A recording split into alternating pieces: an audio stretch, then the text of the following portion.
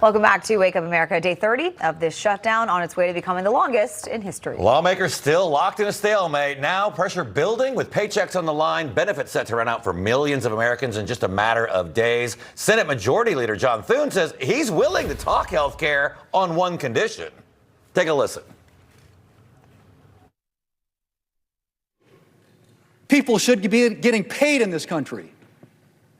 And we've tried to do that 13 times. And you voted no 13 times. This isn't a political game. These are real people's lives that we're talking about. And we actually have a chance, I think, to have a normal appropriations process where we move bills across the floor, open them up to the amendment process, something that hasn't been done here in a while. We can do that. I want to start now. But it starts when we open up the government.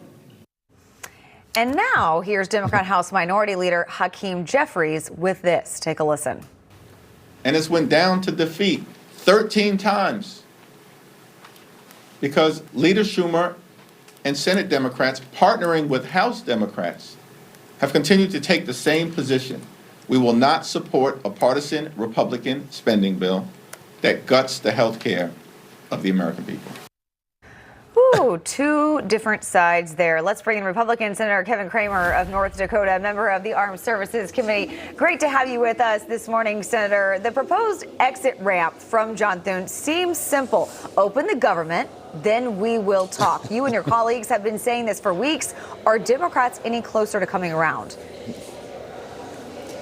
I believe they are, and thanks for having me. I think the clips you just played are actually the perfect illustration of what's wrong. Everything Senator Thune has said is exactly on point.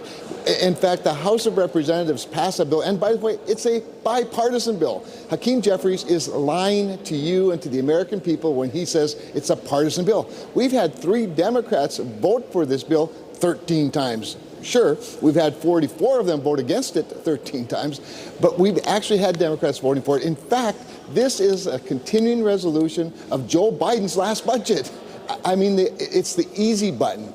But, you know, something occurred to me when you were playing that and playing both clips, because I think the problem is far more problematic than just this, quote, healthcare debate that Democrats are claiming it's about. Nothing in the CR does a thing to healthcare.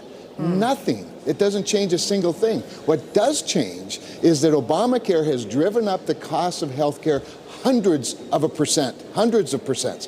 And with the promise, by the way, when we passed Obamacare, it would bring costs down. Giving free money to an entire industry, the insurance industry, to buy a product will never bring the price down. All of that said, Chuck Schumer never once, he just didn't allow regular order, and Senator Thune touched on that. When Chuck Schumer was Majority Leader, we never brought appropriations bills to the floor. Last year, all of them passed the Appropriations Committee in large bipartisan numbers, but Chuck Schumer wouldn't allow them to be brought to the floor because he wanted to consolidate them all into a Christmas tree at the end of the year, put a gun to everybody's head and say, yes or no, do you want your thing or don't you? And if you want it, you have to have everything that I want. And I think Chuck Schumer resists the idea that we'd get back to regular order, where Democrats and Republicans stand up in the well of the United States Senate and debate the real issues of spending. And that's what scares Chuck Schumer. And Senator, to your point, I mean, these Obamacare subsidies, there is a time limit on them because they put them on there when they passed them with Joe Biden as president. If they wanted them permanent, they could have made them and did it. But we do start to see there may be some cracks showing. Here's Pennsylvania Senator John Fetterman with this. Take a listen. If you vote to shut our government down, you are going to harm millions of Americans. My party is acting in a way they have forgotten. They have forgotten one of the reasons why we lost in 2024. Some of the most extreme things were weaponized against that. And now some people think now we have to double down on those things, or we must become more progressive or more extreme. That's absolutely not true. So you've got 3 Democrats already voting to reopen the government, but I think you need 5 more. I mean, is there any hope that 5 more will come to their senses? I think there are. I mean, we're hearing from Democrats, particularly in these last few hours and last day or two, that just think it's intolerable to go into November very far with a government shutdown, because the real pain that Senator Fetterman is talking about, it's going to hit home. I mean, when you don't have school lunch programs, for example, getting their money, when you don't have SNAP recipients getting their money, people going hungry as a result of this government shutdown, when air traffic controllers start not showing up for work, when our police officers, our FBI, our Border Patrol, as the country becomes less safe, that's real. To Senator Thune's point, these are real people. This isn't just some sort of game. This isn't just sort of theory. This isn't a political science experiment. This is real life. And I just think that they recognize two things. One, that there's real harm coming if they don't start voting to reopen the government. And two, that there's real political harm coming to their party. And that seems to be lost on the people in the bubble here.